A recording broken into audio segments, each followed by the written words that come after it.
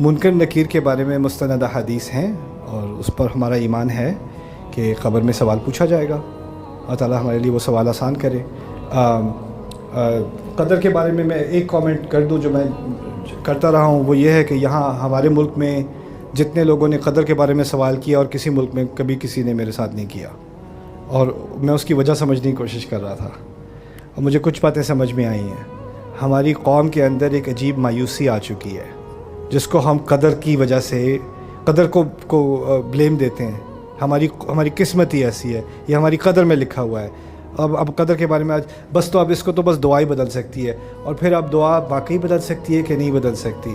لیکن اس کے پیچھے جو اصل مسئلہ مجھے نظر آتا ہے وہ یہ نہیں ہے کہ اس سوال سے کوئی مسئلہ حل ہوگا.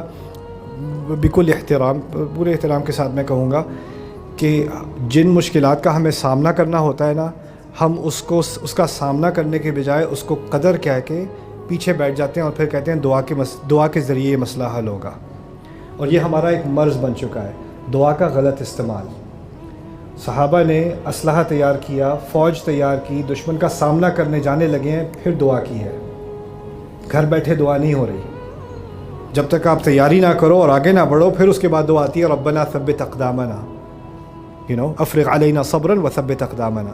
تو ہم نے کیونکہ ایک چیز سکھا دی ہے سب کانشیسلی اپنے کلچر میں کہ جو مشکلات ہیں نا وہ تو اللہ تعالیٰ کی طرف سے ہیں، اس کے بارے میں تو آپ کچھ کر ہی نہیں سکتے اور بس آپ دعا ہی کر سکتے ہو. تو جس چیز کو آپ چیلنج کر بھی سکتے تھے، اس کے بارے میں کچھ محنت کر بھی سکتے تھے، اس کا کچھ سامنا کر بھی سکتے تھے، اس کے بارے میں ہم نے بس تقدیر کا ٹھپا لگا کے اور دعا پہ اعتماد کر کے ہم نے اپنے آپ کو سستی کا لائسنس دے دیا ہے.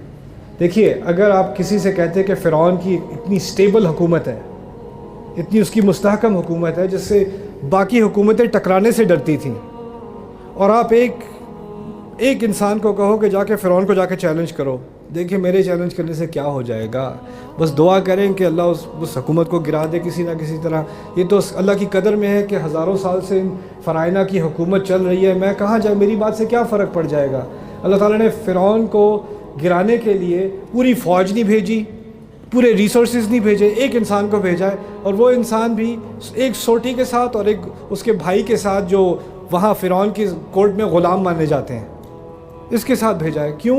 اللہ تعالیٰ کچھ بات سکھا رہے ہیں. آپ کے سامنے فرعون اور اس کی سپر پاور بھی کھڑی ہو تو آپ یہ نہ کہو یہ تو قدرت کا نظام ہے جی، ہم کیا کر سکتے ہیں.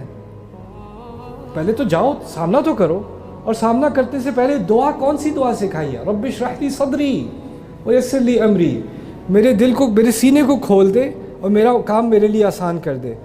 آپ کے سامنے بڑی سے بڑی مشکل فرعون سے بڑی مشکل نہیں ہو سکتی، اور اس مشکل کا سامنا کرنے کے لیے میرے رب نے یہ دعا سکھائی ہے. اگر دعا کے بارے میں واقعی سوال کرنا ہے تو میں تو کہتا ہوں ہم سب کو یہ دعا سیکھنی چاہیے، رب اشرح لی صدری ویسر لی امری واحلل عقدۃ من لسانی یفقہوا قولی.